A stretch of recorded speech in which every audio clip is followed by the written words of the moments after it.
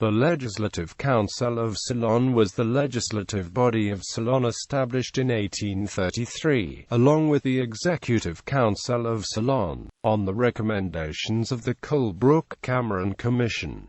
It was the first form of representative government in the island. The 1931 Donoughmore Constitution replaced the Legislative Council with the State Council of Ceylon. History. Introduction. In 1833 the Colebrooke-Cameron Commission created the Legislative Council of Ceylon, the first step in representative government in British Ceylon. Initially the Legislative Council consisted of 16 members, the British Governor, the 5 appointed members of the Executive Council of Ceylon, 4 other government officials and 6 appointed unofficial members. The unofficial members had no right to initiate legislation, they could only contribute to discussion. This was the first step towards giving the people of the country a voice in its administration. However, in 1860 the members of the Legislative Council were given the right to introduce legislation which did not deal with the financial matters. In 1889 the number of appointed unofficial members was increased to 8.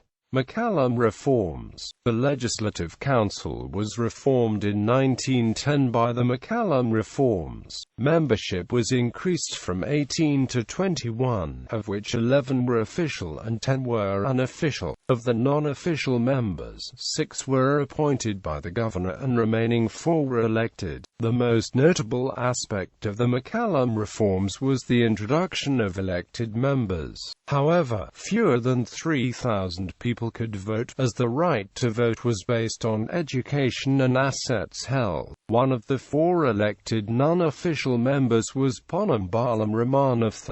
The Financial Committee was also established to control the revenue. It included the Colonial Secretary, Colonial Treasurer, Revenue Controller and all the non-official elected members. These changes did not satisfy the Ceylonese, and the movement for constitutional reforms grew. First, Manning Reforms. Further reforms were enacted in 1920 by the first Manning Reforms. Membership was increased from 21 to 37, of which 14 were official and 23 were unofficial. Of the non-official members, 4 were appointed by the Governor and the remaining 19 were elected. A notable change was the introduction of territorial constituencies. Of the 11 territorial constituencies, 3 were from the Western Province and 1 each from the other 8 provinces. 3 non-official members were elected to the Executive Council.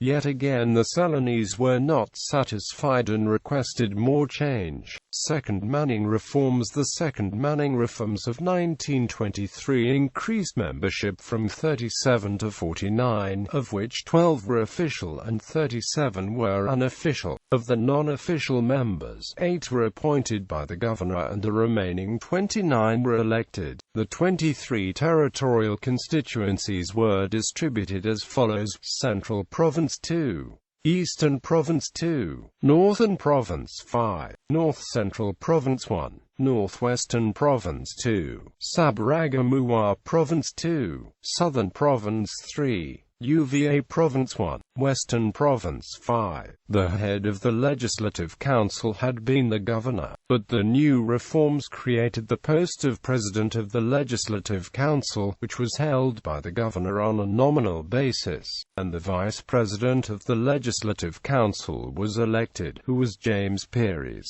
4 non-official members were also selected to be part of the Executive Council. Replacement. Due to the shortcomings of the Second Manning Reforms, the Donoughmore Commission was sent to Ceylon. The commission gained its name from the Royal Commission under the Earl of Donoughmore that came to Ceylon in 1927. Its recommendations led to Ceylon gaining limited self-government and the replacement of the Legislative Council with the State Council of Ceylon in 1931. Members of the Legislative Council